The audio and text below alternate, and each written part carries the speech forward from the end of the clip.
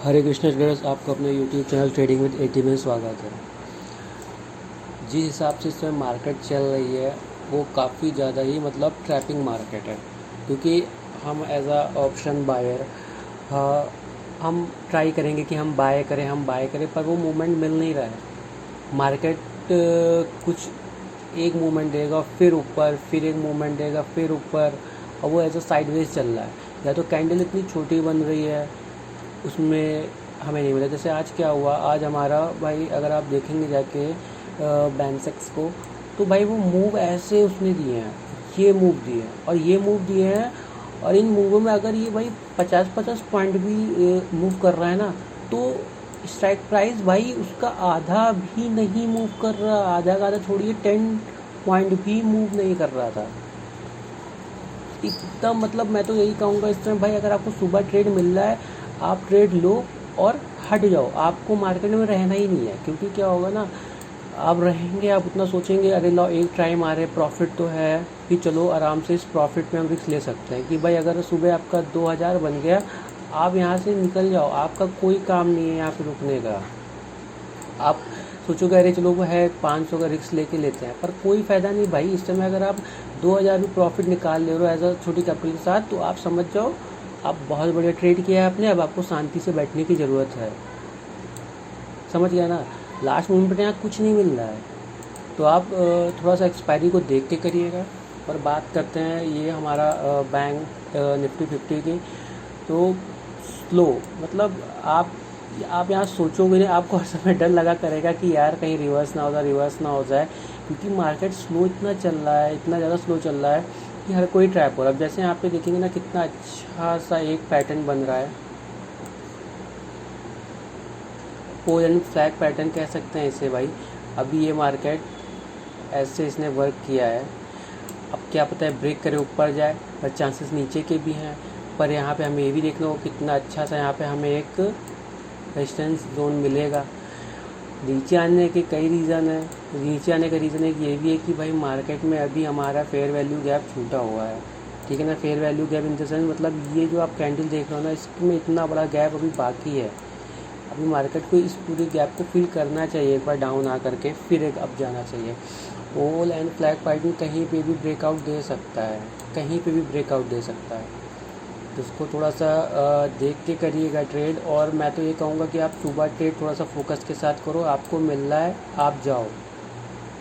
सुबह आज मुझसे भी यही हुआ। आज मैं भी क्या हुआ कि भाई मैंने ट्रेड लिया, मैं वही लिया मैंने शायद 127-28 पे, ठीक है। फिर उसके बाद मेरा एसएल कट गया, शायद 105 पे मेरा एसएल कटा था, ठीक है ना। और भाई उसके बाद वो गया जाके 190, फिर उसके बाद कम से कम 210 तक मार्केट गई। पर मैं ऐसा ये कह लीजिए कि मेरा एसएल हिट हुआ, मैं हट गया, क्योंकि मैं जितना लॉस बेयर कर सकता मैंने उतना ही किया। और फिर उसके बाद मार्केट अप गया, तो ये बैंसेक्स में था। उसके बाद लास्ट में जो चौपी रहा, अब उसमें तो कूदने ही वाला नहीं था। चलिए बात करते हैं निफ्टी 50 की रेजिस्टेंस की, जो 25,600 टू 25,580 है। सेकंड रेजिस्टेंस हमारा 25,000, सेकंड रेजिस्टेंस हमारा 25,800 टू 25,780 है। और अगर सपोर्ट की बात करें तो सपोर्ट हमारा है 25,200 टू 25,180, और 24,000 सेकेंड सपोर्ट है हमारा 24,500 टू 24,980, ठीक है ना। तो देख के ट्रेड करिए, घबराना नहीं है, अच्छे पैटर्न बन रहे हैं। पर फिर कहूँगा अगर आपका प्रॉफिट हो आप शांति से बैठ जाओ, आपने बहुत अच्छा ट्रेड कर लिया, आपको फालतू की घुसने की इसमें ज़रूरत नहीं है। और मैं तो यही कहूँगा कि अगर आप फिर निफ्टी में जैसे कल आप ट्रेड करो, अगर एक्सपायरी आपको फिर निफ्टी में प्रॉफिट मिल चुका है सुबह, फिर अगर एक्सपायरी ट्रेड करना भी ना भाई, आप निफ्टी में चले आना या बैंक निफ्टी में चले आना, ठीक है ना। लेकिन फालतू का आप कहीं और मत घुसना कि भाई चल आराम से करता है, ठीक है ना। चलिए आइए बैंक निफ्टी की बात करते हैं। बैंक निफ्टी और आपको एक चीज़ और बताना चाहेंगे कि भाई बैटिंग से बहुत अलर्ट रही है, क्योंकि ये ऐसा हाई मार रहा है, ठीक है ना। ये हाई मार रहा है, ये हमारा ऐसा हाई मार रहा है, ठीक है।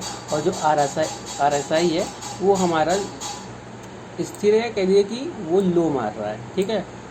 तो डाइवर्जन है, तो आप इस चीज़ को मतलब नज़रअंदाज नहीं कर सकते। कितना अच्छा सा एक यहाँ पे ट्रेंड लाइन आ रहा है, ठीक है ना।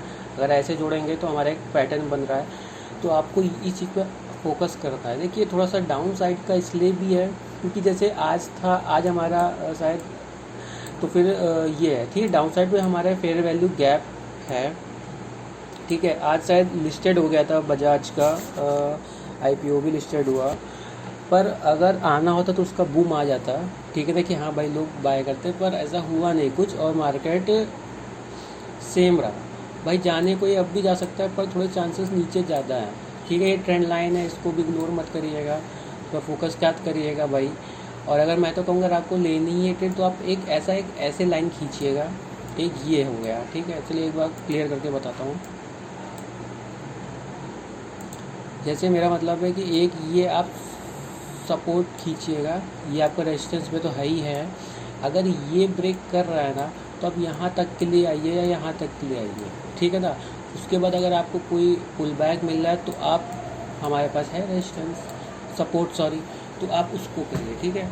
चलिए पहले रेजिस्टेंस की बात करें। पहला रेजिस्टेंस हमारा है 52,730।